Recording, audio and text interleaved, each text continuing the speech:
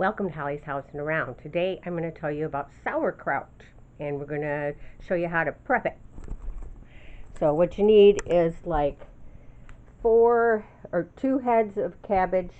You want to core them and clean them and then chop them very thinly sliced, and then you put work with 5 pounds at a time, but within here I put 3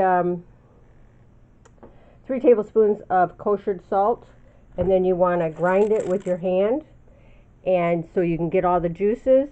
And if the juices don't come, you take and you make a brine, which is 1.5 teaspoon of kosher salt, because you want the water to come up level so that it covers the cabbage. You wait 8 to 6 weeks. You want to put it in a basement, someplace that's cool, because you don't want it to be over 70 degrees. So if it gets warmer than 70 degrees, you're looking at probably having really sour sauerkraut.